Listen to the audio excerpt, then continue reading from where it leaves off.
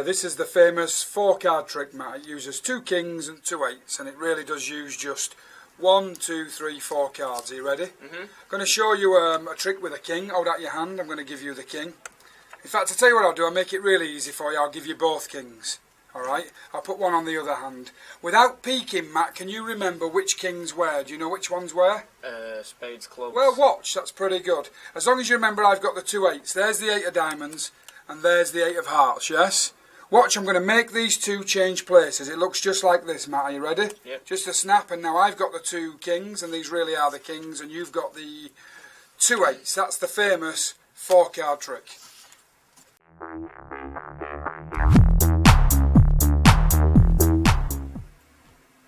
Okay, here's the explanation for the trick we call Slither.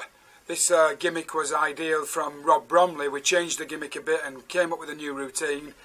Me and Rob do this between us. One of my favourite things, this is really good. In your packet you'll either have 2 jacks, 2 queens or 2 kings. One of the kings is a regular king, but the face has been treated with roughing fluid. Okay.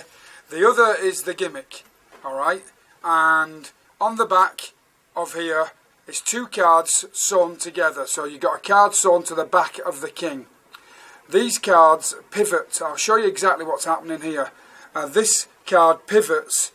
It's on one end is a wheel, and it's sewn here like this and here, and that gives it a pivot point. Now the top piece moves. If you put your thumb like this, it does this. I'm going to tilt this up so you can see this clearly. This pivots around. Inside there's a small wheel, and on top we put a split back of a bigger wheel to keep the 2 cards together, like so. Now let me explain exactly what you've got here. This king is really a double facer, and the back of it is an 8. So this card is a king with an 8, and that is sewn together with the opposite 8. So this is the 8 of hearts, this is the 8 of diamonds, and it pivots like so.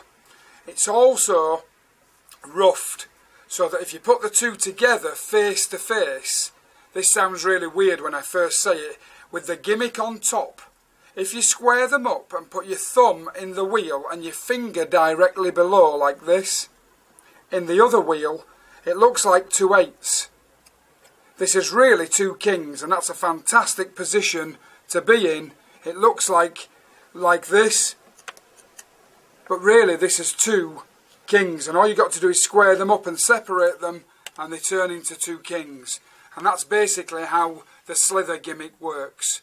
Now for the routine that I call the famous 4-card trick.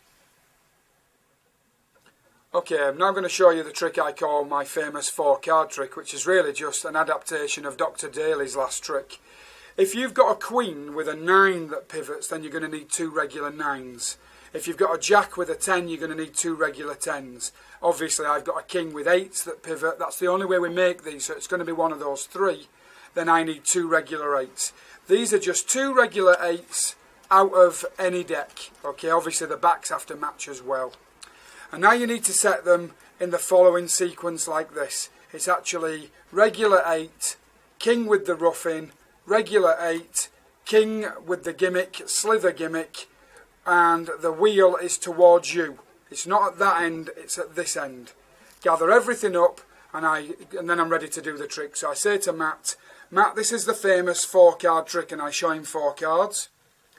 I flip them face down, but not end for end, and I say there really are 4, and what I'm actually doing here is getting a break under these 2. So I square these 2 up, so now I've got a break under these 2. I'm now going to do a very simple double lift. I'm just going to turn these over, show the king, and pivot them back over again as Matt holds out his hand, and I say I'm going to give you a king, and I place that onto his left hand. Now, hold them at these 2 corners here with this finger and thumb, peel off the top card, just the top card, like this, and with your thumb peel over these 2 cards to show another king. This is really 2 cards, the 8 is hidden underneath. Flip these 2 face down, you've done another very simple double lift as you say I'm going to give you the other king. Notice I didn't say I'm going to give you the king of spades and the king of clubs, I just said I'm going to give you a king. because you're going to need a little bit of misdirection to flip these face to face. As you ask him, can you remember which king is where? Now as they think about it, you're just going to flip this over like so and put this on top so they're face to face like this. Now I usually do this with the back of the hand again towards the spectator, and I just flip it. Alright, and it's all done in a split second, but you need these two cards face to face like so. Your thumb goes into the wheel and your finger goes in the wheel below.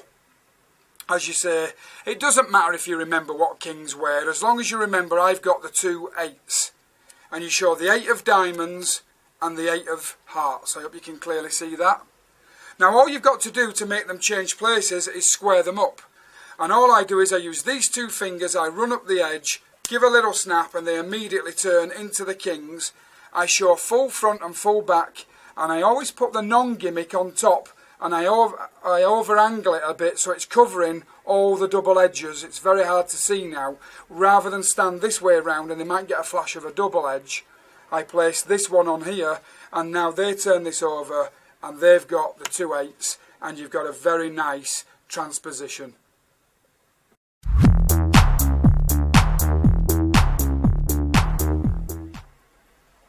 Okay, Matt, quick trick with a deck of cards, but I'm not going to use all the cards like most magicians do. I'm just going to use 4 of them. I'm going to use the 2 8s and the 2 kings, alright? Just 2 8s and 2 kings. Here they are, 1, 2, 3, 4 of them. Let's put these to one side. 2 8s and 2 kings look like just like this.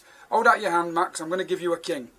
There it is like this. I'll give you the other king, the other black king. Hold out your other hand like this. Without peeking, can you remember which king is where, Matt? Spades and clubs again. Well done, you did good. As long as you remember I've got the 2 8s. Watch, I'm going to make them change places. The kings are going to leap over here like this. Pretty good, yeah? Of course, I didn't just make them change places. I actually said change. And now, look, they've actually changed into the 2 red aces. Okay, here's the explanation for that performance of the bonus trick that you can do with Slither. You're going to use the whole deck this time because you need the deck because you're really flipping 6 cards over. I'm going to show you the actual setup. I've got a red ace, followed by the king from Slither with the ruffing on, regular king, followed by the Slither gimmick with the pivot place near me, followed by the 2 8s, like so. So when you gather them all up, the 8s are at the face and the gimmick is 3rd down from the top. Flip everything face down, you're ready to go. Alright? So, you spread off what they think's 4 cards, but really you're spreading off 2 more.